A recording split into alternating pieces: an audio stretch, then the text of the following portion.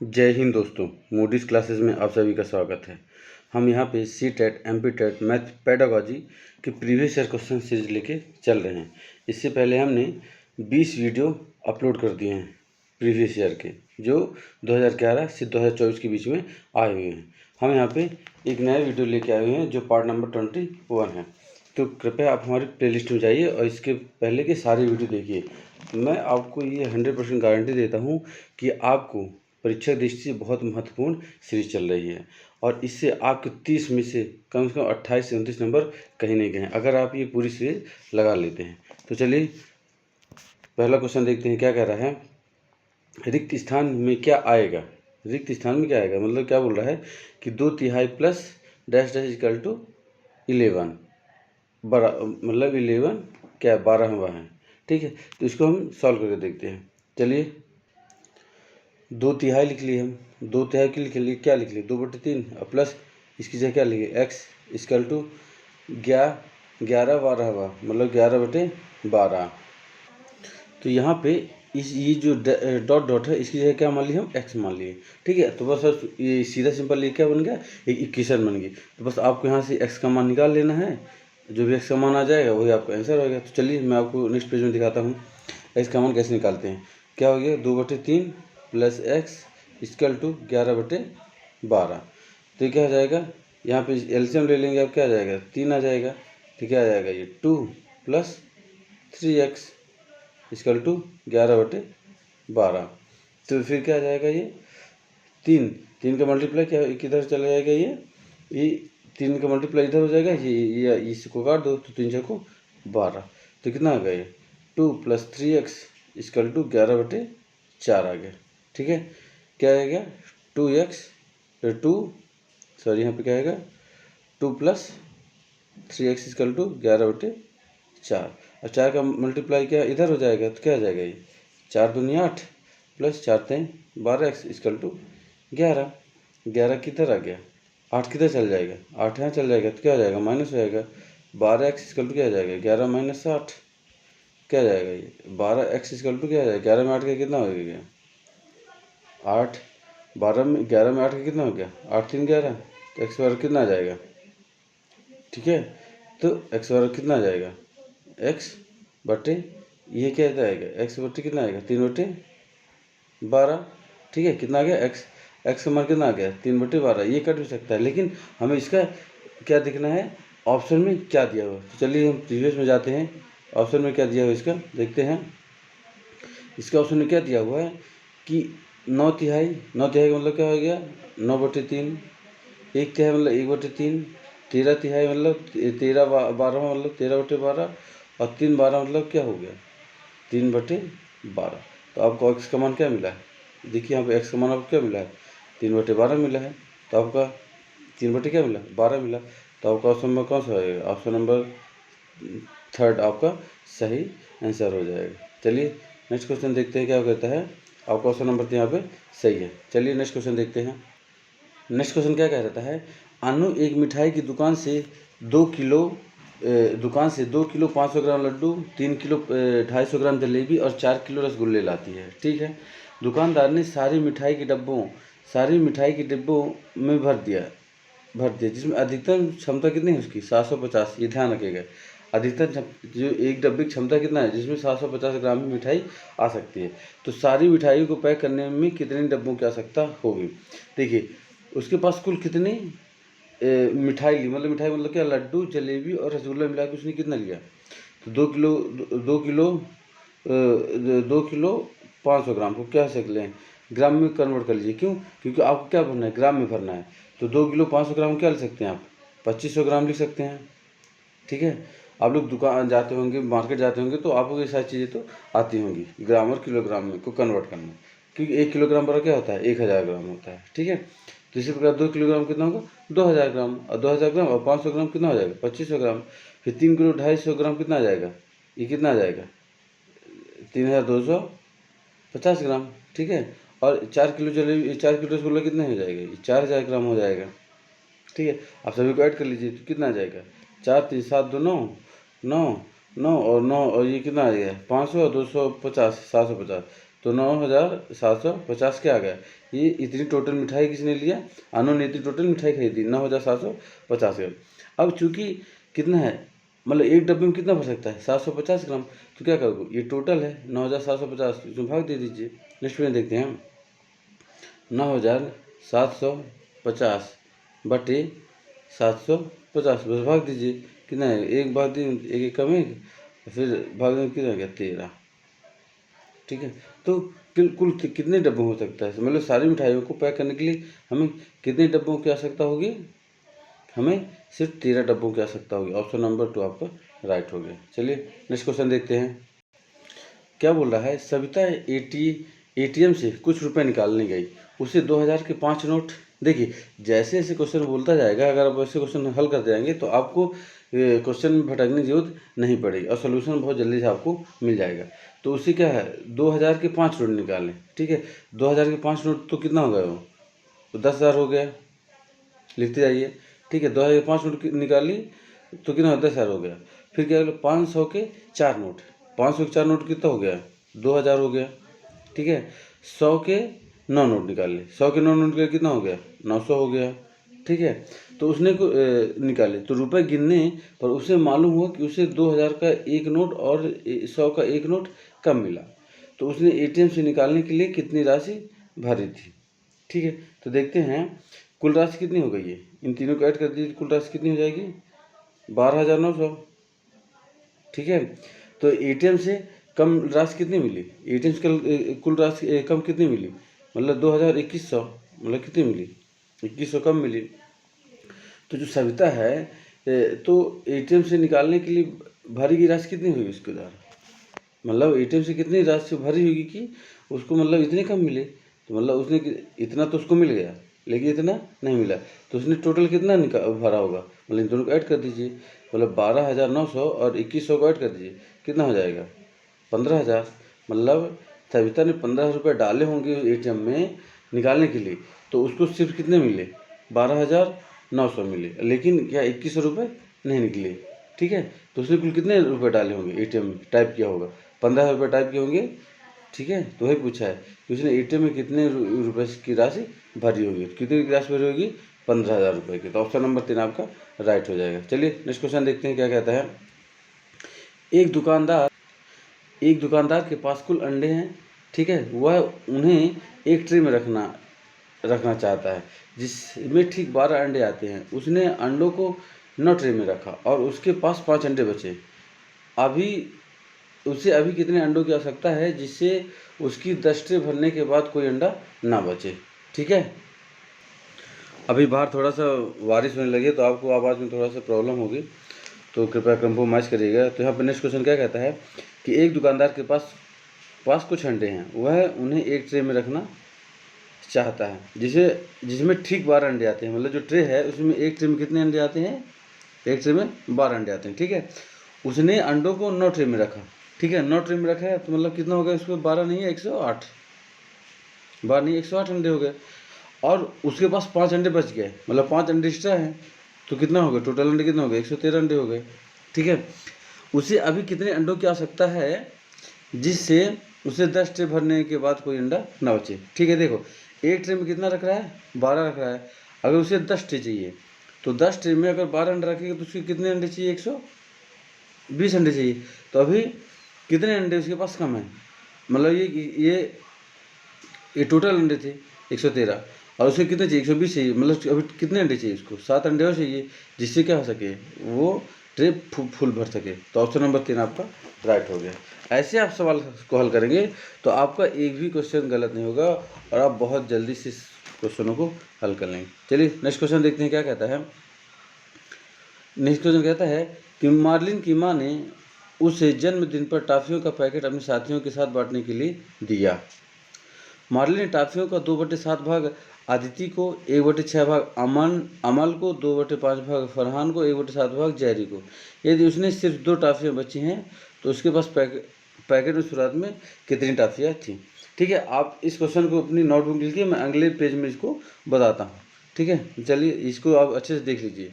Marlin के पास कितना toffee थी 2/7, यहाँ हम अगले पेज में लिखते हैं इसको।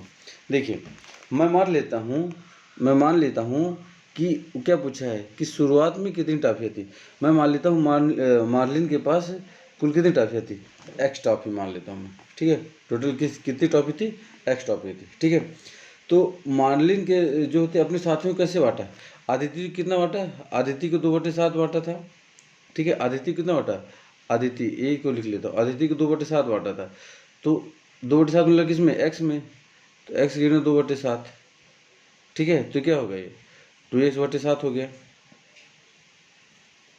फिर अमल को, और अमल को कितना बांटा, 1/6, तो इसको क्या लिख सकते हैं, x/6 लिख सकते हैं, बिल्कुल लिख सकते हैं। फरहान को कितना था, 2/5 था, तो इसको क्या लिख सकते हैं, 2x/5 लिख सकते हैं, ठीक है। और जैरी कितना था, 1/7, तो जैरी क्या लिख सकते हैं, x/7 लिख सकते हैं, ठीक है। तो इतना उसने क्या किया, बांट दिया। तो अब मार्लिन के पास कितनी टॉफी बची, तो इन सभी को ऐड कर दीजिए, 2x/7, x/6, 2x/5 और x/7, ठीक है। और किस में घटा दीजिए, टोटल टॉफी में। टोटल टॉफी कितनी थी, x थी। इन सभी को क्या करिए, आप जोड़ दीजिए, 2x/7 plus x/6 plus 2x/5 plus x/7। अब आप सभी को ऐड करिए, क्या लेंगे, एलसीएम लेना पड़ेगा। तो अगले पेज में लिखते हैं, तो क्या था, x माइनस इन सभी का एलसीएम ले लीजिए आप, तो कितना आ जाएगा आपको, 7, इधर कितना था, 7 6 7 7 6 5 और 7 का क्या ले लेना है, एलसीएम ले लें, कितना आ जाएगा, 7 एक आ जाएगा, और ये 6×5 30, 7 3 कैसे 210, ठीक है। कितना आ जाएगा, एलसीएम कितना आ गया, यहाँ पे एलसीएम आ गया 210। अब सॉल्व कर लीजिए, तो 7 का तो कितने आ जाएगा, 7 30 बार, तो कितना हो गया, 30 दूना 60, 60। आप सभी लोग अपने रफ में हल करते रहिए। फिर ये कितना आएगा, 6 कितने में आ जाएगा, 6 3 18, 6 3 18, 6 5 30, 6, तो 35x प्लस 35x, थोड़ा इसको अच्छे से लिखते हैं, 35x प्लस 5 कितने में आ जाएगा, 5 चौको 20, 5 भी 5 दूनी 10, 42, तो 42 दूना 84x प्लस कितना आ जाएगा, 7 3 30x, 30x, ठीक है। तो कितना आ गया, x माइनस ये टोटल गिलीज कितना आ गया, 60 30 90, 5 95 84 और 84 30, कितना आ गया 209, कितना आ गया 209, x/210, ठीक है। इसे सॉल्व करिए तो क्या रहेगा, ये 210 x माइनस 209 x/210, ठीक है। तो कितना बचा ये 210 में 209 घटा कितना है, x/210। अब चूँकि इस पास कितनी टॉफी बची थी, प्रश्न में क्या दिया गया था, देखिए यहाँ पे प्रश्न में मैं लेके चलता हूँ आपको। ये बोला है कि यदि उसके पास सिर्फ 2 टॉफी बची, ठीक है, 2 टॉफियाँ बची, तो देखिए मतलब उसके पास 2 टॉफी किसके बराबर है, x/20 के बराबर है। उसकी 2 टॉफी किसके बराबर है, x/20 के बराबर, x/210 के बराबर है। कितनी, 2 टॉफियाँ, ठीक, इतनी टॉफी तो बची ना, ठीक है। तो एक्स और कितना आ जाएगा, 420। तो उसके पास कुल कितनी टॉफियाँ, शुरुआत में कितनी टॉफियाँ थी, 420। यही आपसे आंसर में क्वेश्चन में पूछा हुआ कि शुरुआत उसके पास कितनी टॉफियाँ थी, उसके पास 420 टॉफियाँ। तो इस तरह क्वेश्चन को आप सॉल्व करते हैं, थोड़ा सावधानी बरतिएगा, ठीक है। चलिए नेक्स्ट क्वेश्चन देखते हैं क्या कह रहा है। कह रहा है कि अध्यापिका बच्चों को कुछ वस्तुएं देती हैं, ठीक है, जिसमें एक माचिस, एक बॉल, एक किताब, एक स्टील का गिलास और एक रस्सी सम्मिलित है। फिर वह उस वस्तु को पहचानने के लिए कहती है जिसमें सबसे ज़्यादा कोने हैं, उपरोक्त स्थिति में के अनुसार निम्नलिखित से कौन सा कथन सत्य है, ठीक है। अब क्वेश्चन को अच्छे से पढ़िए और समझिए। देखिए तो पहला क्या बोलता है कि रस्सी का चुनाव किया जाना चाहिए, क्यों कि दी गई वस्तु में रस्सी सबसे लंबी है। देखिए ऐसा तो बिल्कुल नहीं है, ऐसा तो मेंशन नहीं है रस्सी, ठीक है। रस्सी क्या है, इसमें सम्मिलित है, सबसे लंबी नहीं है। दूसरा बोलता है किताब का चुनाव किया जाने, क्यों, क्योंकि इसमें माचिस से ज़्यादा कोने हैं, ठीक है। देखिए किताब का रूप आप देख लीजिए और माचिस का रूप देख लीजिए, आपको सेम मिलेगा। उसमें माचिस में से ज़्यादा कोने नहीं है, दोनों में सेम कोने होते हैं। तो ऑप्शन नंबर आपको पहला भी गलत हो गया और दूसरा भी गलत हो गया। तीसरा क्या बोल रहा है, माचिस और किताब का चुनाव किया जाना चाहिए, क्योंकि दोनों के किनारे सतही कोनों के आधार पर एक ही श्रेणी में वर्गीकृत किया गया। ये ऑप्शन सही लग रहा है, ठीक लग रहा है कि क्योंकि इसमें देखिए माचिस और किताब क्या दोनों का चुनाव कर रहा है। क्योंकि इसके जो कोने और सतह हैं दोनों क्या है, लगभग बराबर हैं। ठीक है, अगला ऑप्शन देख लेते हैं क्या बोल रहा है। बाल का चुनाव किया जाए क्योंकि इसमें अनंत कोने हैं। देखिए इसमें क्या बोल रहा है कि अध्यापिका बच्चों को कुछ वस्तुएं देती हैं जिसमें एक माचिस, एक बॉल, एक किताब, एक स्टील का गिलास और एक रस्सी सम्मिलित है। ठीक है, फिर वस्तुओं को पहचानने के लिए कहती हैं जिसमें सबसे ज़्यादा कोने हैं तो बच्चों को माचिस और किताब का चुनाव करना चाहिए। क्यों क्यों क्योंकि दोनों को किनारे हैं, सतह और कोनों के आधार पर एक ही श्रेणी में वर्गीकृत किया गया है। तो ये बॉल वाला भी ऑप्शन नहीं होगा क्योंकि ऑप्शन नंबर 3 आपका राइट होगा। क्यों? क्योंकि बॉल में भी कोने नहीं हैं। ठीक है, बॉल क्या है, एक गोलाकार है। ठीक है, तो ऑप्शन नंबर 3 आपका सही हो जाएगा। क्यों? क्योंकि उसने कोनों की बात की है। ठीक है, क्योंकि इसने क्या बात की है, कोनों की बात की है, ज़्यादा कोने किस में है। चलिए नेक्स्ट क्वेश्चन देखते हैं क्या कह रहा है। 3 जुलाई 2021 को रमा एक पैकेट फेंकने से पहले उस पर दी गई जानकारी पढ़ती है जो इस प्रकार है। पैकेट की जो पैक करने की तारीख कितनी है, 10 जनवरी 2021 है। ठीक है, पैक करने की तारीख से लेकर 180 दिनों तक उपयोगी है। ठीक है, पैक करने की तारीख से 180 दिनों तक उपयोगी है, मतलब ये 10 जुलाई 2021 को करी तो ये 10 जनवरी को उसने पैक किया, तो 180 दिन मतलब कितना, 10 जुलाई हो गया। 10 जुलाई कितना हो गया, 10 जुलाई JULY जुलाई 2021 तक ये क्या है, वैलिड है। तो निम्नलिखित में से कौन सा कथन सही है। तो पहला कथन बोलता है उसे पैकेट को फिर देना चाहिए क्योंकि सामान के खराब होने की तिथि गुजर चुकी है। बिल्कुल नहीं गुजरी। क्यों? क्योंकि उसने 3 जुलाई 2021 को पैकेट फेंकने से पहले वह जानकारी पढ़ी, तो क्या है, मतलब 3 जुलाई क्या अभी तो है, मतलब इसका वैलिड डेट कब तक है, 10 जुलाई 2021 तक है। तो पहला ऑप्शन सही नहीं है। ठीक है, दूसरा बोल रहा है वह पैकेट का इस्तेमाल तकरीबन 1 सप्ताह के लिए और कर सकती है। बिल्कुल कर सकती है। क्यों? क्योंकि उसने 3 जुलाई को उसका क्या पैकेट की एक्सपायर होने का डेट पढ़ा, लेकिन ये कब तक एक्सपायर होगा, 10 जुलाई को। मतलब 3 जुलाई और 10 जुलाई में कितना है का अंतर है, 7 दिन का अंतर है, तो कितना, 1 सप्ताह। ऑप्शन नंबर 2 आपका सही हो गया। अब नेक्स्ट क्वेश्चन ऑप्शन पढ़ने की जरूरत नहीं, फिर आप पढ़ लेते हैं। अगला क्या बोलता है, वह अभी 6 महीने का इंतजार कर सकते हैं क्योंकि सामान 180 दिन बाद खराब होगा। बिल्कुल, क्यों नहीं कर सकती हो।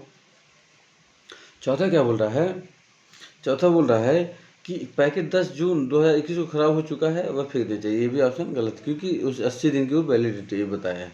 ठीक है, तो ऑप्शन नंबर 4 आपका क्या हो जाएगा, राइट हो जाएगा। ऑप्शन नंबर 2 आपका राइट हो जाएगा। चलिए नेक्स्ट क्वेश्चन देखते हैं क्या कह रहा है। रे और रीना ने ईंटों को एक के ऊपर क्षैतिज रूप से व्यवस्थित किया है।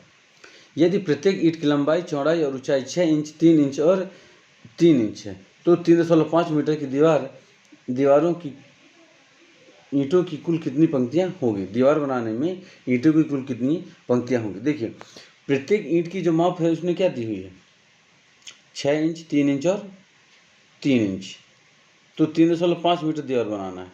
ठीक है, देखिए यहाँ पे आपको क्वेश्चन को ध्यान रखना है क्योंकि यहाँ पे उसने इंच में दिया है और दीवार किस में बना रहा है, मीटर में बना रहा है, तो इस चीज़ को विशेष ध्यान रखना है।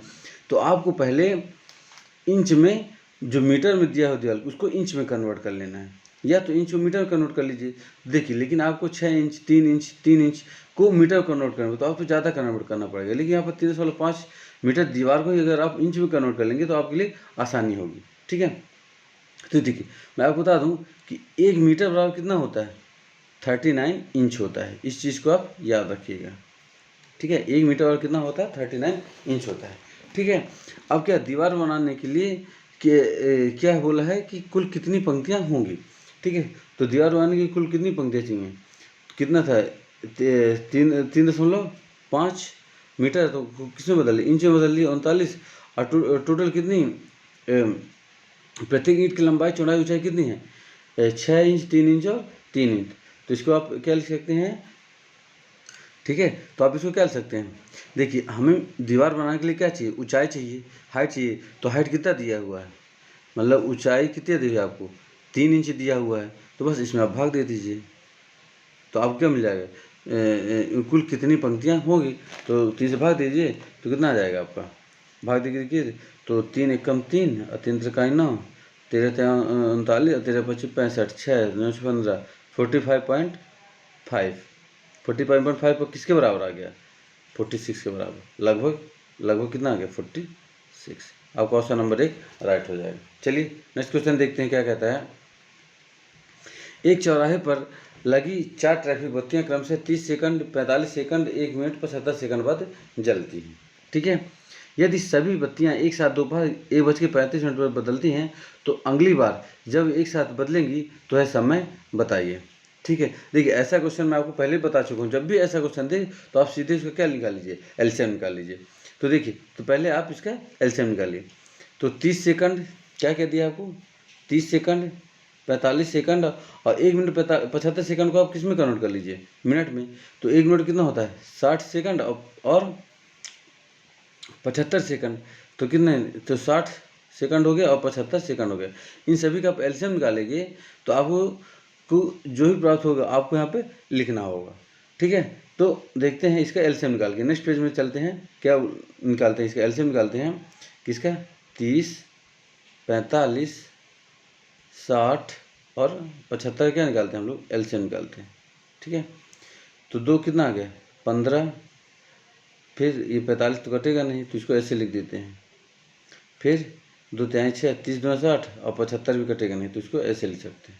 ठीक है, फिर ये 2 से जाएगा एक बार तो ये 15 कटेगा नहीं, 45 कटेगा नहीं, ये 15 दूना 30 और ये 75 कटेगा नहीं।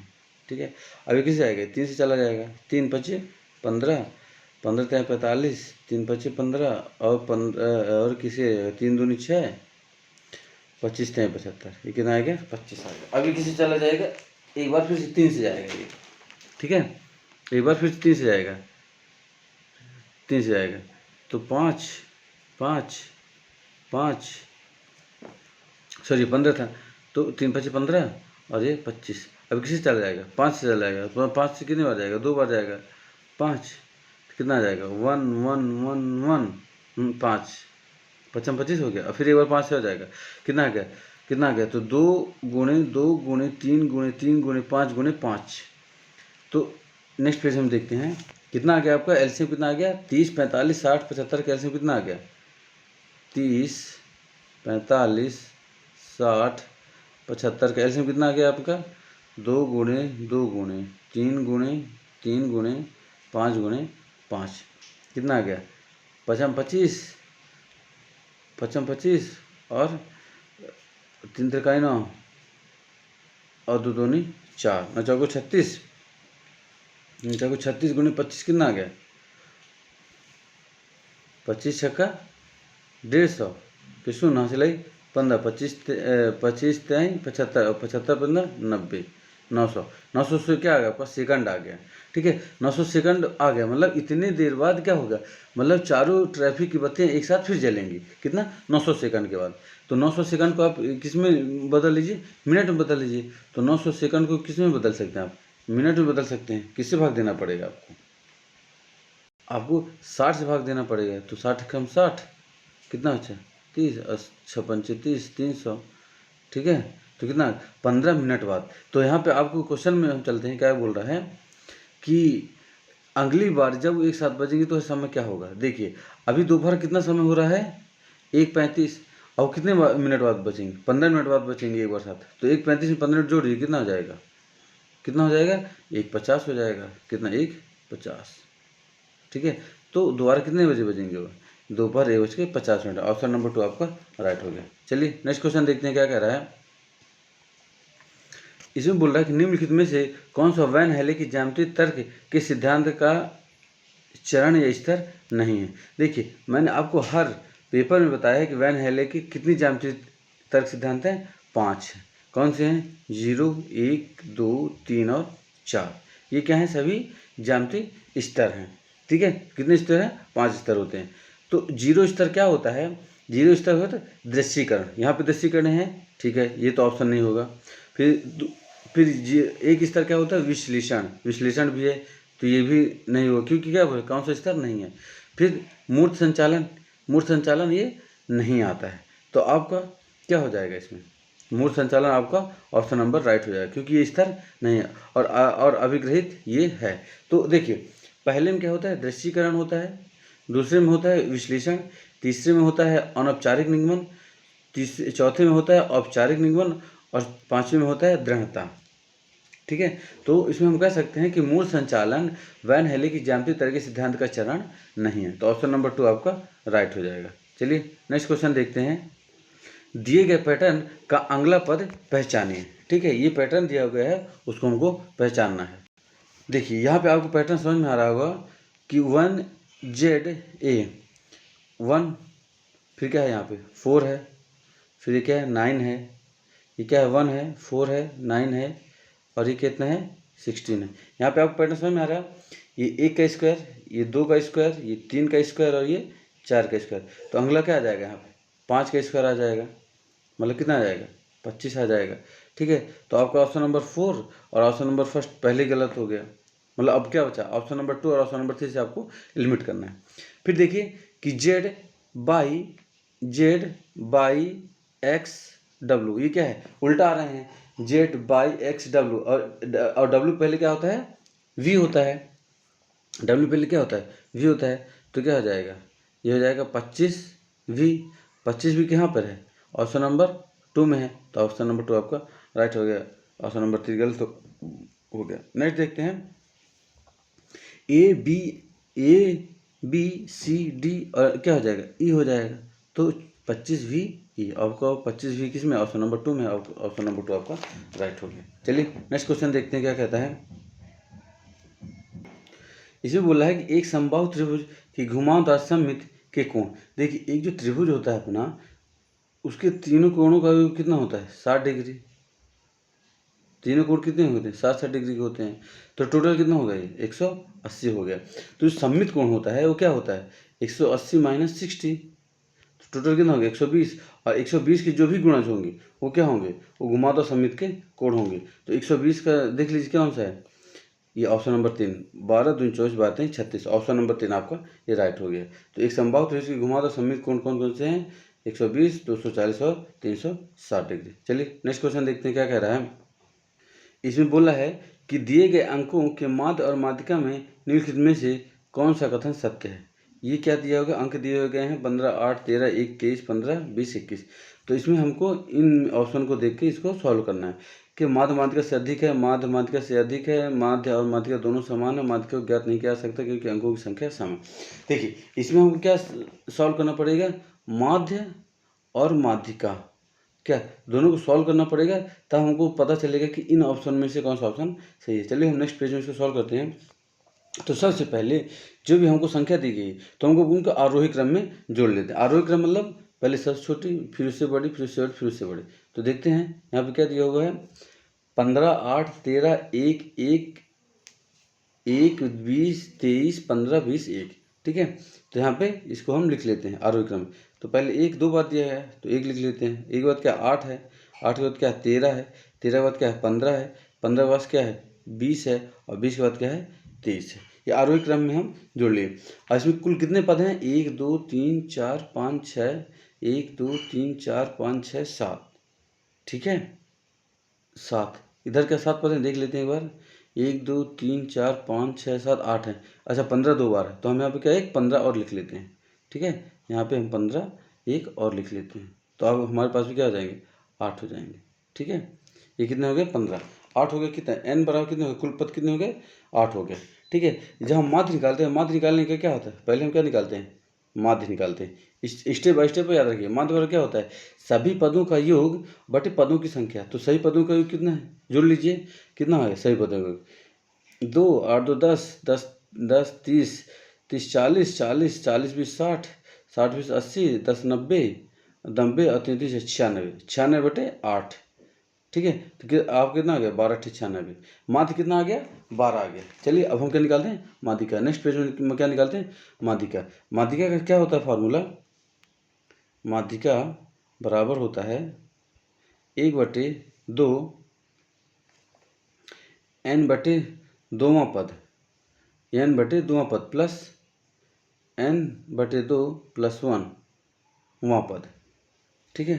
तो इसमें क्या होता है 1/2 n कितना है 8 है बटे 2 प्लस 8/2 प्लस 1, ठीक है। ये क्या वहाँ पद है, यहाँ पे लिखिए वहाँ पद n/2 वहाँ पद और ये n/2 वहाँ पद, ठीक है। तो इसमें क्या हो जाएगा, अब इसको सॉल्व कर लीजिए। तो 1/2 तो कितना आएगा 4वां पद, 4वां पद प्लस ये 2 चौको 8 और 4 1 5, तो ये क्या आएगा 5वां पद, 5वां पद यहाँ पे लिख लेते हैं। तो क्या आ गया एक बटे दो क्या आ गया चौथा पद और प्लस पाँचवां पद। तो चौथा पद क्या है देख लेते हैं। चौथा पद कौन सा है, चौथा पद कौन सा है इसमें 1 2 3 4 13 और पाँचवा क्या है 15। तो चौथा पाँचवा पद क्या है 13 और 15। तो यहाँ पे लिख लेते हैं 13 प्लस 15 तो कितना आ गया 28/2 कितना आ गया 14। तो क्या हो गया 14 क्या माध्यिका बड़ी है किससे, माध्य से। माध्य कितना आया था 12 आया था। माध्य कितना है 12 और माध्यिका कितना आ गई 14 आ गई। तो इसमें क्या है, तो ऑप्शन से अब देख लेते हैं। ऑप्शन क्या बोला है मतलब माध्यिका बड़ी है, माध्यिका माध्य से अधिक है। तो ऑप्शन नंबर 2 आपका राइट हो गया। ऑप्शन नंबर 2 आपका राइट हो गया कि माध्यिका माध्य से अधिक है। चलिए नेक्स्ट क्वेश्चन देखते हैं। बोल रहा है कि एक शहर का तापमान 9 बजे इतना है, कितना 23.5 डिग्री दिखा रहा है। यदि प्रत्येक घंटे कितना गिरता है 0.7 डिग्री सेल्सियस गिर रहा है तो किस समय 17.2 डिग्री हो जाएगा। देखिए अभी कितना है 9 बजे, सुबह 9 बजे कितने हैं 23.5 और कितना घट गया 17.2। तो टोटल ये कितना घट गया, 6 डिग्री 6.3 डिग्री सेल्सियस क्या हो गया ये टेम्परेचर गिर गया। और ये कितना गिर रहा पर घंटे, जो 6.3 डिग्री है ये पर घंटे कितना गिरा है 0.7 डिग्री गिर रहा है पर घंटे। कितना आ जाएगा, इसको क्या लिख सकते हैं 63 लिख सकते हैं 7 9 9 7 63 9। तो मतलब वो 9 घंटे में कितना समय लगेगा उसको 9 घंटे समय लगेगा कितना 17.2 डिग्री पहुंचने में। तो सुबह 9 बजे इतना था तो 9 घंटे बाद इतना हो गया। तो सुबह 9 बजे और फिर आप 9 घंटे और जोड़ दीजिए तो कितना हो गया 6 बजे, मतलब शाम को क्या होगा शाम, ये क्या शाम 6 बजे था, सॉरी ये सुबह नहीं था शाम 6 बजे था और 9 घंटे लग गए तो सुबह 6 बजे क्या हो जाएगा उसका तापमान क्या हो जाएगा पहुंच जाएगा कितना 17.2। तो सुबह 6 बजे ऑप्शन नंबर आपका 4 राइट है, क्योंकि 9 घंटे बाद क्या हुआ तापमान 17.2 पहुंच गया। चलिए नेक्स्ट क्वेश्चन देखते हैं क्या कहता है। 3 या 3 से अधिक रेखाखंडों से बनी बंद आकृति को क्या कहते हैं। देखिए 3 या 3 से अधिक रेखाखंडों की बनी आकृति क्या कहते हैं, बहुभुज कहते हैं। क्या कहते हैं, बहुभुज, ठीक है। तो 3 या 3 से अधिक रेखाखंडों से बनी बंद आकृति को बहुभुज कहते हैं, इस चीज़ को आप याद रखिएगा। चलिए नेक्स्ट क्वेश्चन देखते हैं क्या कह रहा है। कक्षा 3 की एक अध्यापिका अपने छात्रों के लिए निम्नलिखित प्रश्न पढ़ती है। यदि मैं 2/3 में से 2 इकाई घटाती तो उत्तर क्या होता। क्या बोलती है अध्यापिका कि यदि मैं 2/2 में से 2 इकाई घटाती तो उत्तर क्या होता। छात्रों में एक छात्र जवाब देता है कि उत्तर 0 है। निम्नलिखित कथनों में से उपयुक्त संदर्भ में सही है, ठीक है। आपको देखना है कि उपयुक्त संदर्भों में से एक्चुअली अध्यापिका क्या चाहती है। पहला ऑप्शन बोल रहा है छात्र द्वारा दिया गया उत्तर सही है। दूसरा बोल रहा है छात्र में स्थानीय मान की संकल्पना को दृढ़ करने के लिए शिक्षक को मूर्त सामग्री का प्रयोग करना चाहिए, ठीक है।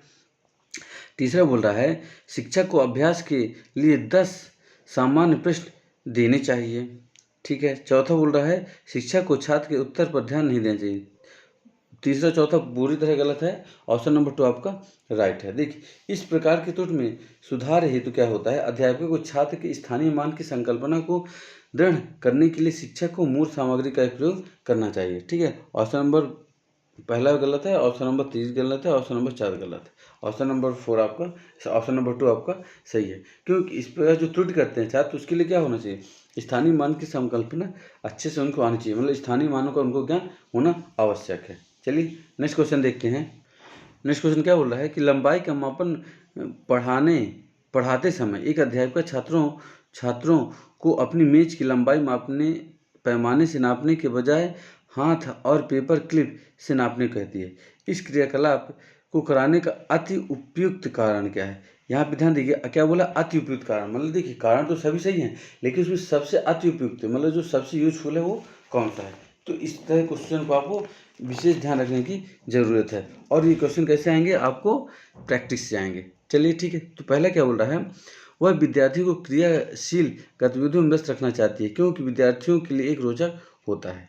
ठीक है, ये भी ठीक है। दूसरा क्या बोल रहा है? वह अपने विद्यार्थियों को यह सिखाना चाहती है कि पेपर क्लिप के द्वारा लंबाई का सही मापन कैसे किया जाता है। देखिए, हाँ उपयुक्त है, लेकिन हमें सबसे उपयुक्त कारण ढूंढना है। तो पहले हम सभी ऑप्शन को पढ़ेंगे तो हमें पता चलेगा कि सबसे उपयुक्त कौन सा है। तीसरा क्या बोल रहा है कि यह चाहती है कि उसके विद्यार्थी पुराने तरीके से वस्तुओं का मापन करने का अभ्यास करें। ठीक है, ये भी सही है।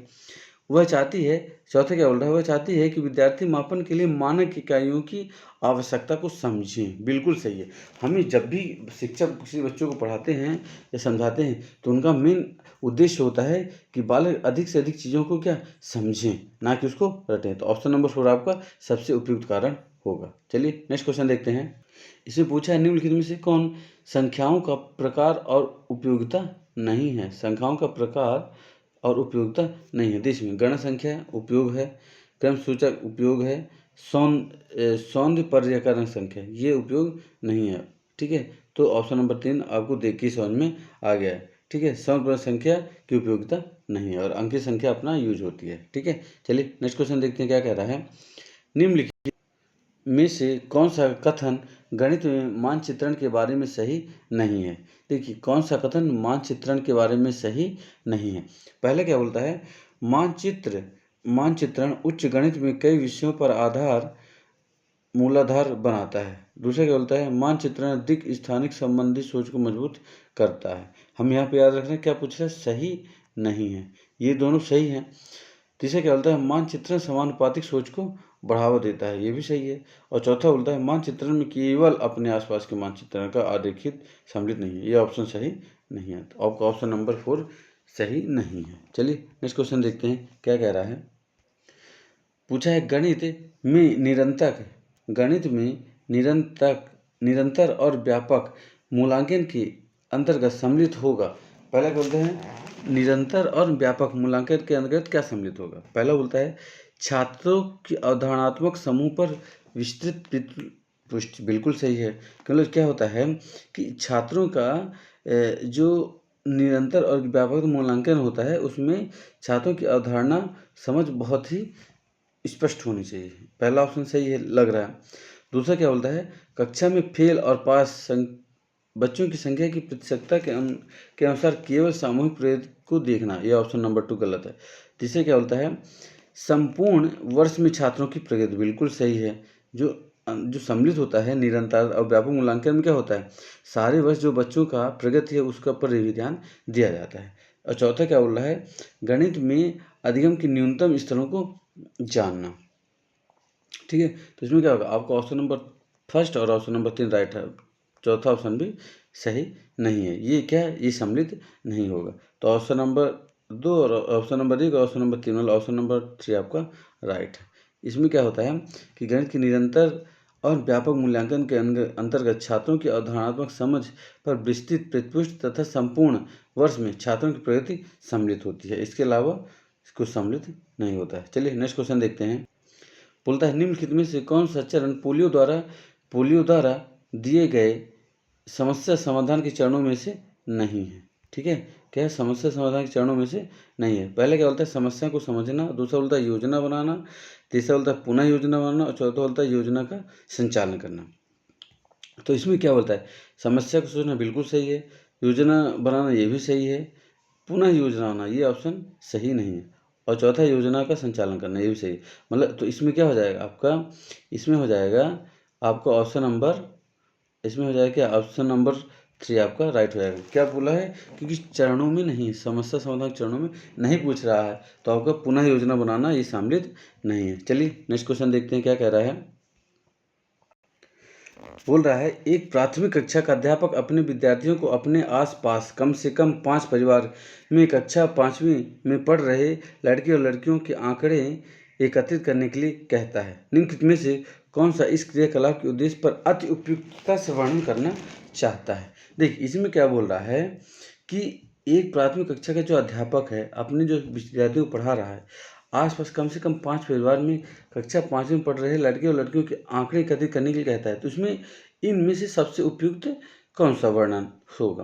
पहला बोल रहा है कि विद्यार्थियों को अपने आस पड़ोस के लैंगिक भेदभाव के प्रति जागरूक करना चाहिए। ये ऑप्शन गलत है, क्योंकि हमें भेदभाव के बारे में ऐसी कोई बात ही नहीं करना है। दूसरा क्या बोल रहा है, प्रकरण आंकड़ों का प्रबंधन का परिचय देना। तीसरा बोला विद्यार्थियों को अपने समुदाय से परिचित कराना। और चौथा है विद्यार्थियों को एक अवकाशकालीन गृह कार्य देना। देखिए इसमें सबसे उपयुक्त है क्या, ऑप्शन नंबर 2 कि प्रकरण आंकड़ों का प्रबंधन का परिचय देना। इससे क्या होगा, उसके आंकड़ों का जो प्रबंधन होगा वो बहुत ही अच्छा होगा। तो ऑप्शन नंबर 2 आपका सही होगा। इसमें क्या होता है कि अध्यापक द्वारा आंकड़ों के प्रबंधन की अवधारणा से परिचय कराने के लिए प्रश्न में दिए गए क्रियाकलाप को करने को कहता है, जिससे बच्चा क्या होता है, व्यवहार और आंकड़ों का प्रबंधन सीख जाता है। इससे बच्चा क्या है, आंकड़ों का प्रबंधन सीखता है। ऑप्शन नंबर 2 आपका सही है। चलिए नेक्स्ट क्वेश्चन देखते हैं क्या कह रहा है। कथन शिक्षक छात्रों को संबंधों की खोज करने और अपने आप से प्रतिमान ढूंढने में एक सुसाध्य का कार्य करता है के साथ अत्यधिक अनुकूल है। ठीक है, तो इसमें सबसे अधिक कौन सा अनुकूल है। कथन क्या बोल रहा है कि शिक्षक जो है छात्रों को संबोधन की खोज करने और अपने आप से प्रतिमान ढूंढने का एक सुसाध्य का कार्य करता है के साथ अत्यधिक अनुकूल कौन सा है।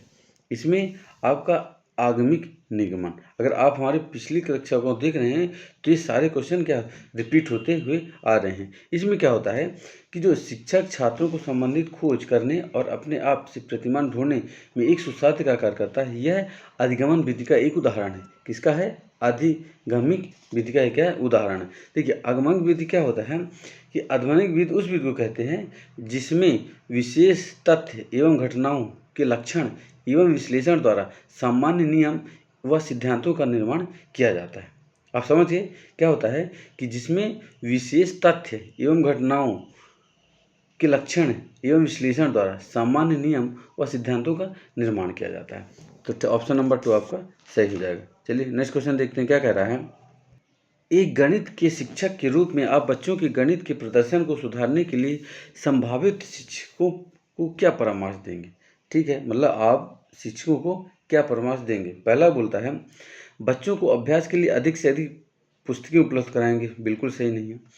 दूसरा बोलता है अभिभावकों को परामर्श देना कि वह बच्चों को घर से ट्यूशन पढ़ाएं, बिल्कुल गलत। तीसरा क्या बोला है, बच्चों को उनके अवधारणात्मक और कार्यविधि ज्ञान के बीच में संबंध स्थापित करने के लिए सहायता करना। ऑप्शन नंबर 3 बिल्कुल सही और एक्यूरेट है, हम यही परामर्श देंगे। और चौथा बोलता है वर्ष के अंत में बच्चों के लिए औपचारिक कक्षाओं की योजना तैयार करना। देखिए क्या होता है कि एक गणित के शिक्षक के रूप में हम बच्चों को गणित के प्रदर्शन को सुधारने के लिए कई परामर्श देते हैं। ठीक है, उनके अवधारणात्मक और कार्य विधिक ज्ञान के बीच में संबंध स्थापित करने के लिए उनकी सहायता करनी चाहिए। जिसमें क्या होता है बच्चों गणित को बच्चों के पूर्व ज्ञान से जोड़कर अधिगमन कार्य कराया जाना चाहिए।